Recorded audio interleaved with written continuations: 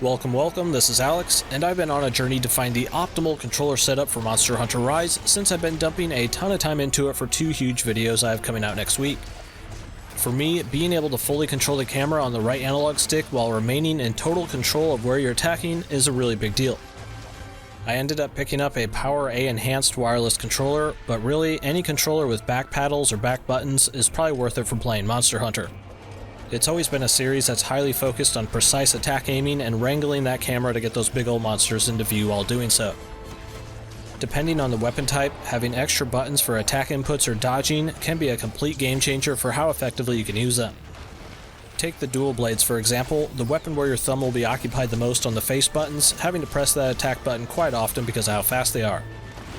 By mapping X and A to the back buttons on a controller with this feature, you can quickly attack, fire off both your silkbind attacks, and reposition the camera at the same time without moving your thumb to do that awkward dance between the right analog stick and the attack inputs.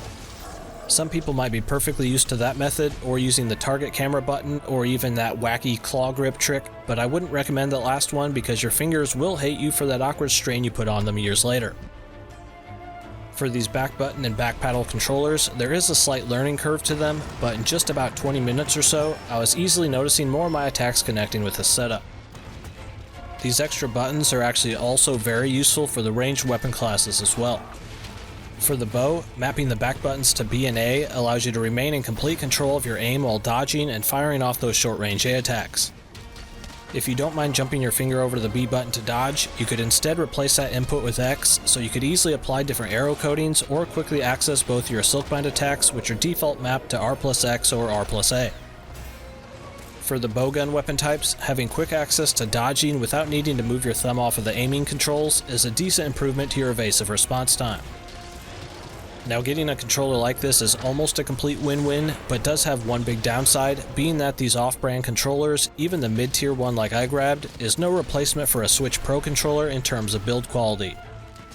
All of the inputs on the Power A Enhanced that I got worked fine, but even at its $40 to $50 price point, it is immediately noticeable when holding it that yeah, it feels abnormally light and nowhere near as solid as the real Switch controllers. Now instead, if you want to somewhat emulate the setup on the Joy-Cons or a Switch Pro controller and don't feel like buying anything extra, there is a half-janky method to do so. Go into the Switch console settings, go down to Controllers and Sensors, and change button mapping. In here you can remap the melee attack inputs to the L and R buttons.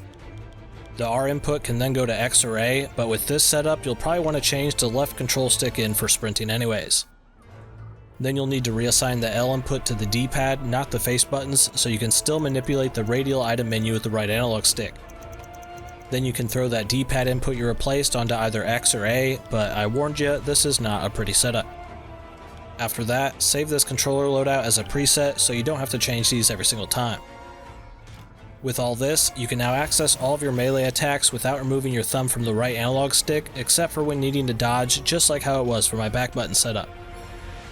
To be honest, I can barely even recommend this remapping solution because it really messes up menu navigation and just makes things kinda confusing, but for raw gameplay, it does give you that full camera control while attacking without spending any extra money. So that's all pretty much it, a few ways to get somewhat better camera control during combat in Monster Hunter Rise. For real though, you're also perfectly fine just sticking with the standard controls too, I just happen to be a bit of a gameplay control fanatic. I have played a pretty even amount of PC and console games throughout my life, and removing my thumb from the analog sticks to press the face buttons has always been a regular battle for my brain to make any sense of. Now, if any of this info managed to help you out, I would love to hear it, and also I highly recommend sticking around on the channel because I have some really good Monster Hunter Rise stuff coming out next week. As always, this has been Alex from Boomstick Gaming, and enjoy your monster slaying.